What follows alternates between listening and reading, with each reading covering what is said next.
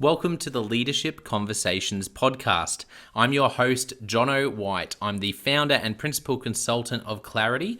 We are an Australian-based consultancy that works with leaders around the world, and our passion is to invest in people to become everything they're meant to be in order to fill the world with healthy organizations that people love to work for and customers line up to buy from. The goal of this podcast is to invest in you and your leadership. If you're just joining us for the first time, then feel free to check out consultclarity.org. That's our website, consultclarity.org. We have so many free resources on there, the most popular being our 7 Questions on Leadership series. We've had more than 1,500 leaders from around the world in all different sectors give their in-depth answers on leadership, what books they love, what they found most challenging, the most meaningful stories, how they structure their time through the day. That's free, so go and check it out.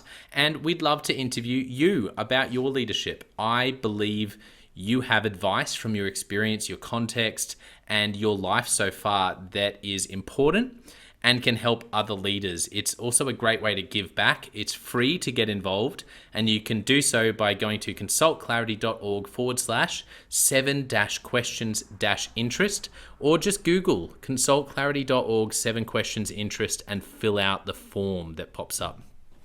We have a free resource for you on our website. It's called Leadership Survival Guide. It's a 57-page ebook. It has interviews with 10 world-class leaders, and you can go to consultclarity.org. It's right at the top, and get that today.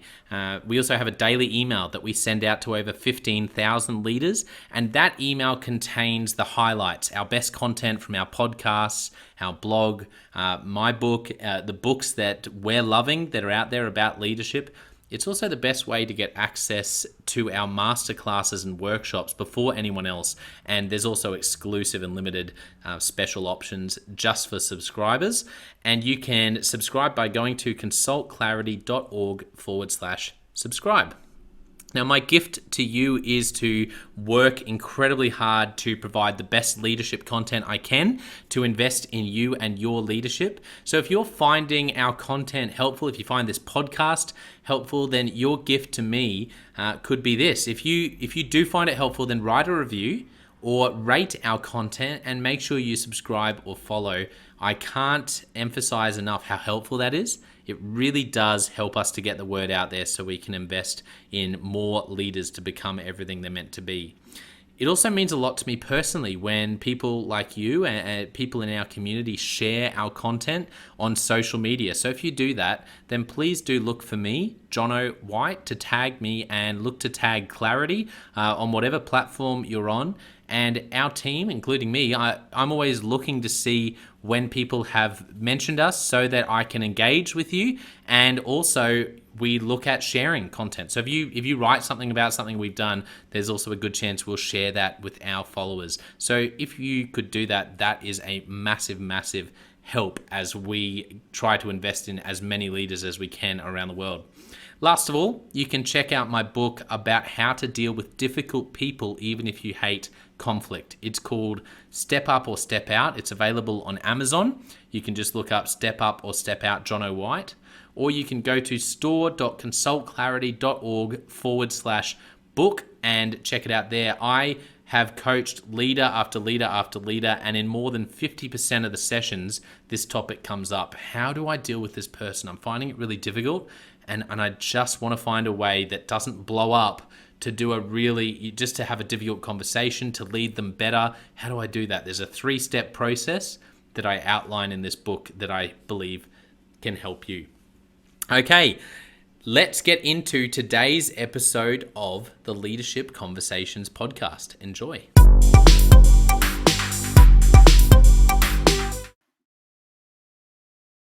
Welcome to another episode of the Leadership Conversations podcast. I'm excited about today's guest. We have Tristan Pelloux, who's the director of Strategwhy Ltd. Tristan is the director at Strategwhy, as I said, independent management consulting, and also the editor at Fintech Review, online media on the fintech industry. Tristan founded both ventures after an international career in financial services, latterly in corporate strategy at Virgin Money UK in London, and obviously because he's truly curious and passionate about strategy and innovation. Can't wait to chat about those things. Tristan is also a board member of Audencia Alumni, the alumni network non-profit of Audencia Business School, and a business mentor to entrepreneurs across Europe. Welcome, Tristan. It's great to have you. Thanks for having me, Jonah. So where are you based at the moment? I know you mentioned Virgin Money UK previously, but where are you living at the moment? At the moment, I'm in Barcelona, Spain. Fantastic. I think you're my first guest from Spain. So it's this is unrelated to leadership, and we haven't talked about this before, but I'm a massive football fan, and so I tend to just know geography based on football teams. So Barcelona, I'm very familiar with because of Barcelona. Do you follow football much yourself? Yes, I do. My team. So, being a Frenchman from the south, my team is Olympique de Marseille in south of France. But I do follow what's happening here in Barcelona and more broadly in European football. Amazing. Well, I'm very jealous of all the amazing football around you. Here on the other side of the world in Australia, we have very limited quality of football. And so that's anyway, that's another topic. I couldn't help but go there as soon as we started chatting because I just love football so much. But let's get into the more important things. I would love to start off by giving listeners a chance to get to know you a little bit. I guess a bit of the story of Tristan Pelloux, and feel free to go back as far as you want, how the journey you've been through as a leader to be who you are today. Yeah, sure. So, I grew up in various parts of France and a little bit in Middle East in Jordan when I was a teenager, and kind of set the scene as the international me that I continue to pursue, like living abroad and discovering new things. So I I studied in business school in France at Audencia Business School, Yes. and I also went to do an exchange in the Netherlands in economics. Wow. And when I completed my studies, I moved to London to work firstly in M&A, so doing cross-border mergers and acquisitions at a Swiss bank called Mirabeau. And after that, I joined what is now Virgin Money in corporate development. So working in corporate strategy, corporate finance, so very close to the leadership team at Virgin Money and the board. This was my first taste of discovering the different leadership styles and how people are managing a big business, a listed entity. So it was quite interesting. I spent nearly 6 years in that team, so working on a range of projects from the IPO of the bank in 2016 to large restructurings and performance management and lots of cool innovation projects as well.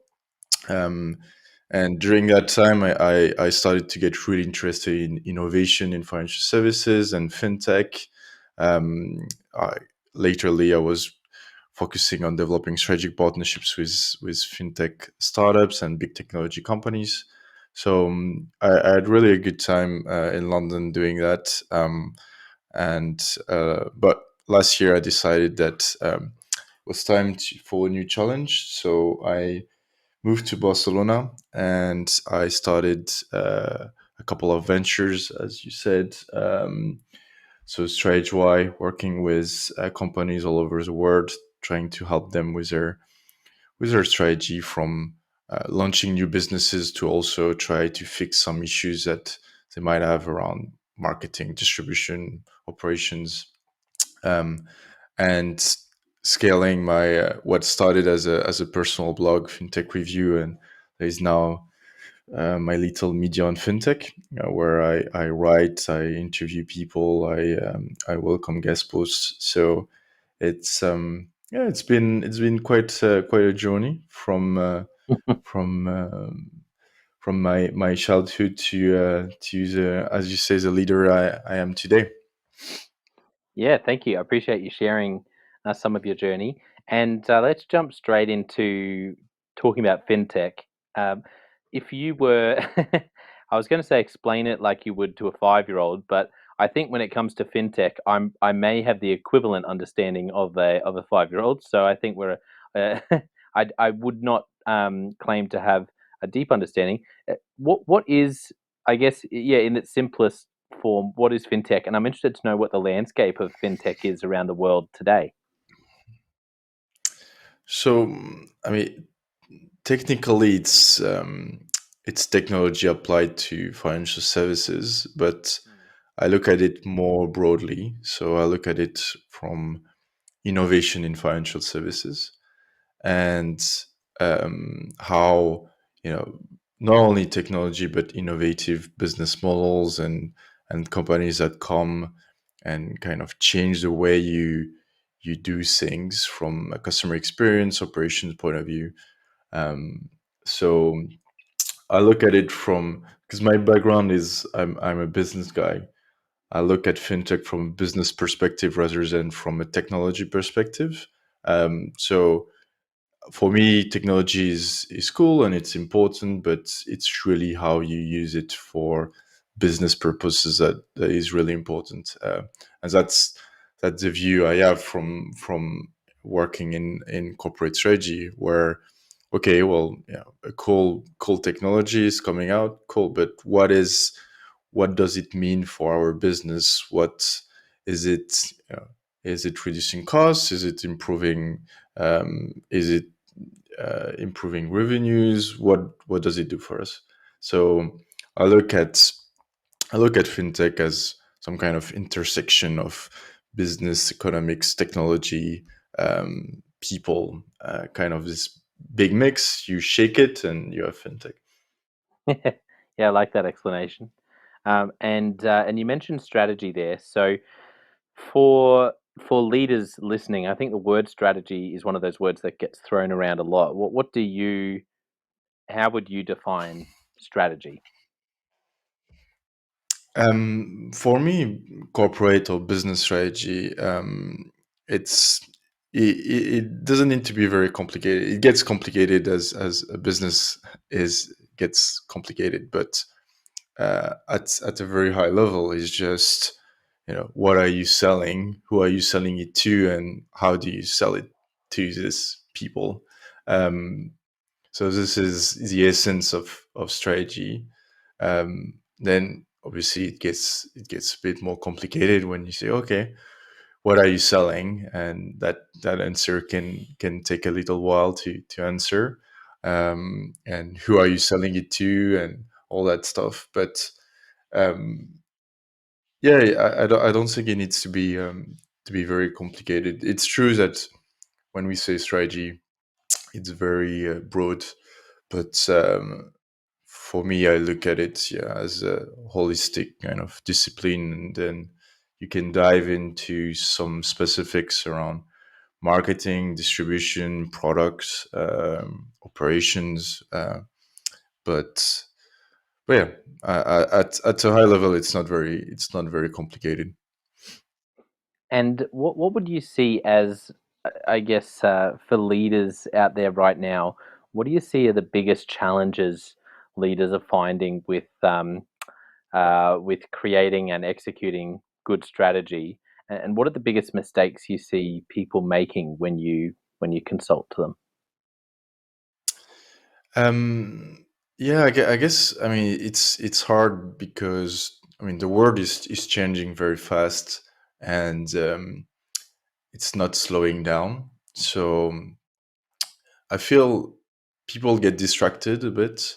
So they kind of devise a strategy, and then they see something, and they get excited about, the new shiny thing, and um, and they don't follow through on executing their strategy. So for me, it's you come up with a strategy and you execute it, and you obviously adapt it as things come up, but you try to keep your focus. And lack of focus is what really kills a strategy, because actually any strategy is not is only as good as its execution. And if you don't execute your strategy, it's useless. So for me, I think you need to take the time to devise a plan and to Yes. execute your plan. But ultimately, you just need to do it and don't lose your focus. So that's the thing I see a lot. And so on one hand, people not taking the time to make a plan, so Yep. not taking into account all the different aspects that you need to, you need to do your market research, you need to come up with like an efficient marketing and distribution strategy. Mm. And then once you have this plan, just execute it. And of course you will adjust with time, but just go for it. And I feel this is where like most challenges lie. I love how you said, being able to focus on it and not lose focus. Sounds so simple, but I Mm. agree. I think it's very easy to lose focus for a number of reasons. How how have you seen leaders, and how would you advise leaders out there who are nodding along, going, "Yes, I do need to stay focused. We made that strategy 6 months ago, and we really have lost the way." Uh, would you have any tips on how to stay focused on a strategy? Yeah, no, it's hard, especially, I mean, the past 18 months, 2 years have been quite tough in focusing too much on the short term and what's happening, and kind of losing sight of big picture. So yeah, I guess you have lots of terms around that big picture, north star, but kind of looking at where your business is going in the next few years, and then working back to where you are today, and thinking of like the small elements. So it's trying to take this time to just not get distracted by everything that is going on. So do spend time uh, just analyzing where your industry is going, what your business is doing, but at the same time trying to match this with your long term vision. So, I mean, there is a bit of performance management around this, which is keep your metrics and have a look at how your business is doing, how the industry is doing, how your business is doing compared to the industry, but then trying to have this element of short term, but to match it with your long term vision. Um, I say this, it's quite hard to do, but not to get distracted by all the signals and all the noise. But I guess this is what differentiates a good leader to from a bad leader that will just everything that comes up and will want to reorient the business and reorient the strategy. um, but you need to just avoid the noise. There is a constant noise, especially today with so much information going your way in terms of emails and news and news feeds and all that. But you do need to just close your email box, your email inbox, and okay, I'm gonna just do what I needed to do today. Yeah, that's so good. Um, and I love how passionate you are about fintech. What is it about fintech that you think has captured you so much? This is obviously something that you're deeply passionate about. What is it specifically about fintech that you think for you is just, like a magnet for you? It's really drawn you in. So yeah, I mean, it's funny because when I started working in retail business banking, um, it was known as a boring industry. I mean, retail banking had been boring industry for many years, and then I saw a wave of innovation and really cool stuff happening. So I guess what really excited me and still now is how people come to a problem and try to solve it and try to improve everything from customer experience to efficiency to business economics. And I guess this is where my my passion for corporate strategy like kind of matched with fintech is that I've realized that so much was happening in the industry, and so much disruption was coming to the industry, and this is where I got really excited about how in such a short period of time so many things can change. And this is what it went from a boring industry to probably one of the most exciting, and where all the investments is going is, I guess I'm not the only one being excited about what's going on. And there's still so much to do as well, so that's what makes it so interesting. Yeah, absolutely. And for you, if you look back over your career, what are, I guess I'm interested to know, what are some of the moments that really shaped you? Some specific moments. Does anything come to mind as a, I guess I'm thinking of any specific moments as a leader where you remember that conversation or that mentor you had or that mistake you made but you learned from it. Is there anything that you look back and think that was a real moment for you that made a significant impact on you becoming who you are today? um, I guess, I mean, I was lucky enough to have a good manager, and we always say that you stay in a job for your manager rather than for the job itself. Yeah. And I do think that it plays a role in the sense that I was given freedom around shaping my role over time, and that really helped me so develop my interest for fintech and develop quite a passion about it, because I was given freedom around basically like researching a lot what was going on, and feeding into the into the business planning around that. And it's really what shaped me over the years. And I'm pretty sure if I had a more, let's say, rigid boss that would have said, no, Tristan, you need to do your task and this is your role and tick the boxes, please. Probably I would have been very different today. And I feel, to be, well, I always felt like to be, well, I guess it develops over time, but to be really good at something, you need to be passionate. So you need to be, to have a lot of interest into what you're doing, because then kind of don't feel like you're working a lot, because you like what you do. um, but you need to be given freedom to find this interest, and to find things that will interest you in your job. So I was lucky enough that over time, yeah, I was given this opportunity, and even more when in 2018 we so the bank I was working for, we merged with Virgin Money, and then um, as a result of that, I was given like a role in the team that was even more shaped to what I wanted to do.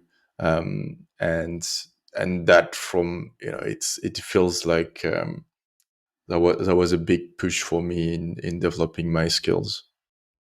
Yeah, that's I love that. Obviously, that manager that you had there played a big part in your leadership development. And are there any specific moments with that manager that come to mind where you think that was great leadership?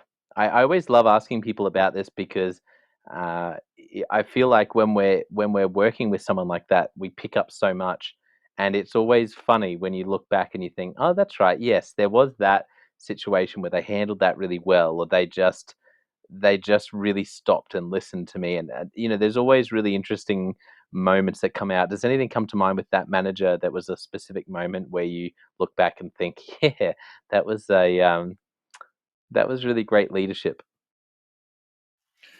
So yeah, I mean, beyond being given a very tailored role, like in this new team after the merger, that was really, you looked at the specs and it was exactly what I wanted to do. So that was a lot of him listening to what I wanted to do going forward. Mm. There was also the fact that because I had this good relationship, I had told him a while in advance that I wanted to leave London and move to Barcelona. This was before, a time before COVID, so a long time ago now. But Yeah. it was 2019, and I was saying, look, I saying that it's time for me to move to Barcelona because I want to change life a bit. Mm. And he was very understanding because he knew that I couldn't continue my job here. So we had this open dialogue around the fact that I was leaving and trying to make sure that projects I was managing were handed over to people.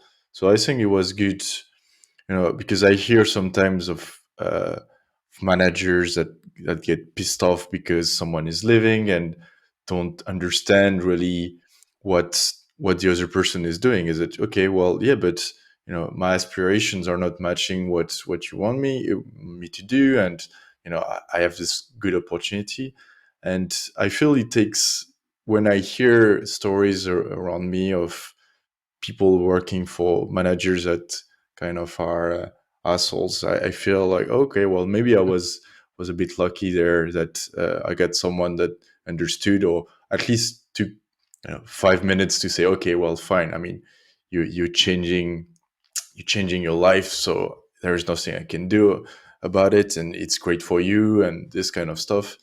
But I feel it takes a bit of time. It's not every leader that understands, and it takes a bit of skills to I guess develop that.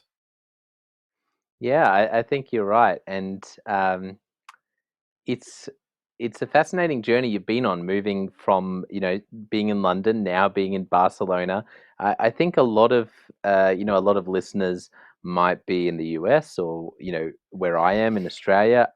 What's your perspective on I guess business in Europe, as someone who's grown up in Europe, as someone who's worked now in London and now in Barcelona? For those who might not be familiar with Europe, I guess I'm just really interested to know what do you see, like what's the landscape like, in Barcelona, in Spain in particular, in London, but across Europe. What do you see from your perspective right now? So I guess there are a few. I think what makes Europe interesting is that you have a few international cities. So uh, obviously London is one, and Barcelona and other cities in Europe. But so they're international, and then you have the overlay of local culture, from like business culture and general culture, which makes it really interesting. And then within that, the various communities. So here, same as in London, you have lots of French people, and they're organized in different communities. So, but you also have so in London, you would have people from all over. Here, you have people from all over, but with a huge community from Latin America, because of the language. That's also, I guess, one particularity about business in Europe is that obviously most of the business is done in English when you do like across Europe.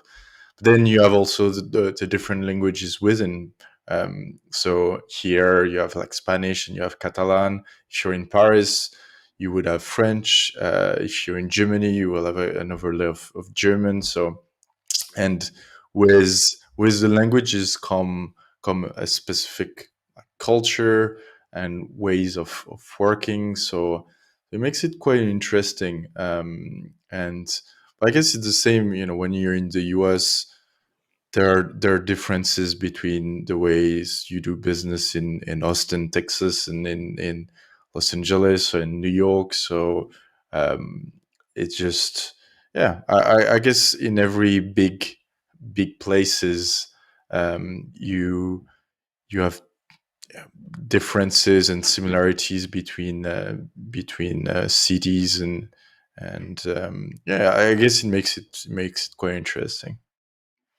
Yeah, one thing I know about Barcelona, and like I said, I don't know that much about Europe apart from really footballing teams, which is how I place geography in in Europe is based on my my experience watching football growing up. Um, but the Barcelona Olympics, I believe, are really important in Barcelona really establishing itself as an international city, and that's for me is very exciting because I'm based in Brisbane here in Australia, and we have the Olympics coming in 2032, and so I think there's obviously we are nowhere near as close to everywhere as you are in Europe. How you have neighbours, so close in so many directions, but I find that exciting. Was there anything in particular that drew you to Barcelona? Did you always know that you might want to be based in Spain? Yeah, no, I agree with the Olympics. Plus, Freddie Mercury sang at the opening of the Olympics, so there is nothing more epic than that. Yeah, true. And yeah, they can be leveraged to do great things of a city. London is the same. Like Paris, the Olympics are coming in 3 years. I think it's Yeah, always a good opportunity to build lots of infrastructure and leverage it afterwards. Um, well, I guess after London, we were considering a few cities in Europe, but I really wanted to live abroad, to continue living abroad. So mm, I wasn't tempted to go to Paris, for instance. yeah, So I guess in the end we decided on Barcelona because it's a good mix of a good business environment, but at the same time, you have a good quality of life. So you have the beach, you have the mountain, and the weather mm, tends to be nice during all the year. So I guess you're looking at trying to see what's a good mix, because there are other places where maybe the quality of life is great, but business wise nothing happens, or yeah, inversely, you know you can have a good business environment like London, but the quality of life is it's not the same. So yeah, I guess trying to look at a broad picture, um, and I think people will more and more look at different elements. I mean, we've seen with the pandemic where people were like, okay, well, why am I in this city? I should have like a bigger place, or I can work from anywhere. Why am I living in a shoebox in this big city? Um, I think we'll see quite some different dynamics now, in terms of, because remote working is not going away. People are not going back to the office 5 days a week, so which is going to have an impact on these big cities. So in terms of infrastructure, in terms of work dynamics, I think it's going to be quite interesting. yeah, I've read a few articles around that, and I think it's going to be an interesting dynamic in terms of well, especially also in terms of leadership. So how do you lead teams are not in front of you all the time? And I think some people are not particularly good at it. So they're gonna have to learn, because it's very different from you have the traditional FaceTime with your boss. Well, if you don't have it all the time, so how do you build relationships and how do you lead teams? It's gonna be quite interesting. Yeah, I agree. I think it's going to be very interesting. Um, if there's a leader out there who's sitting there going, "Wow, I really need to clarify our strategy or come up with a new strategic plan." Where would you encourage them to start? Someone who hasn't visited it in a while or knows it's broken, or maybe just realizes they need to change the way they do it because it hasn't been working in small or large organization. What would be a starting point you'd recommend for a leader? Yeah, I mean, I would go back to the drawing board and you know, maybe if you feel it's broken, try not to. I think reading your business plan, you're gonna be kind of biased in okay, well, actually, we think we're doing right. So I think I would go back to the basics. So what I was saying is, okay, what are we selling? I mean, really, like thinking deep at what's our business, what's our core, and going into things like purpose. Is that what's our business, what do we stand for, and because I do feel this is the kind of thing that will filter through the business. Is that okay, we are really good at that, or we're known for this, and this is why this is what I want the business to stand for. And Mm, this gives you an indication to, okay, what are you selling?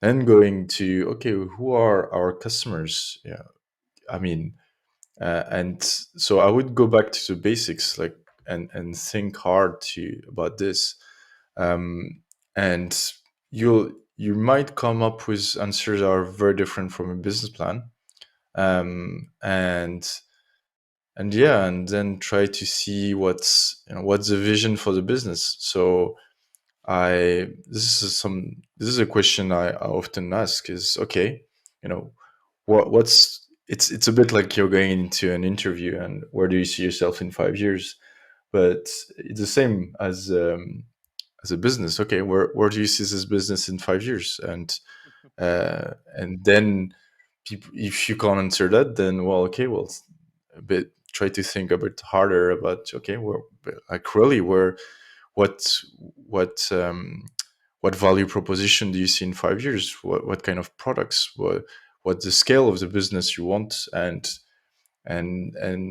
this is where I tend to identify a lot of mismatches. Is that okay?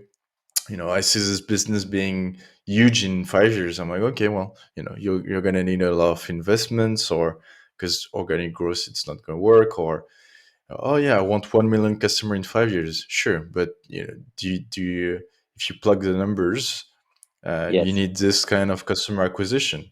Okay, how do you get to this customer acquisition? Oh well, I'm gonna do this. Well, okay, it's not gonna work. You're not gonna have like. So this is, I guess, I guess being a consultant is asking lots of questions, and I tend to be very direct and maybe I guess sometimes a bit brutal, but I prefer to have frank discussions. Yeah. And I'm not here to sell hours to sell hours. I genuinely think I can help businesses. So I'm like, okay, well, this is not working. Oh, this is, your marketing strategy is crap. Okay, let's look at it and let's try to improve. But I think, I mean, I prefer to be brutally honest, and people have um, realistic kind of views, rather than saying, "Oh yeah, sure, you'll get 1 million customer in a year." Yeah, really thinking that it's not possible. That's not how I want to do things. Yeah, absolutely. No, I appreciate that. And so for people who are listening, I guess as we wrap up, where can they find you for the FinTech review, but also for the for Strategwhy? Where can people find you if they'd like to know more about what you do and connect? So they can obviously find me on LinkedIn, where I'm quite active, and can find me on Twitter at fintech_review, where I'm also quite active. Or go to fintechreview.net, and there is lots of content around fintech and thought leaders writing and being interviewed. So yeah, that's how you can keep in touch with me, and I'm always keen to talk and meet new people. So or people also can drop me an email at hello@fintechreview.net. Yeah, perfect. And any final thoughts for people out there who are listening? Well, nothing much. Thanks for having this little chat with me. It was quite interesting, and enjoyed sharing my thoughts. Yeah, it's been great to have you on, and something else that people can connect with as well is Tristan did the 7 questions on leadership. So if you go to consultclarity.org, you can find that as well. There's some great answers there that Tristan gave on a bunch of questions about leadership as well. But big thank you to Tristan for being on the podcast. Thank you so much, and thank you to our listeners for tuning in. Just a reminder that it really helps us out if you can subscribe or follow and leave a review. And if you found today particularly helpful, the conversation with Tristan about fintech and about strategy, then please share this episode with friends, with colleagues. It helps us to help more leaders to become the very best they can be, which is the heart of what we do at Clarity, and also the heart of this podcast. So thank you for tuning in, and we'll catch you next time.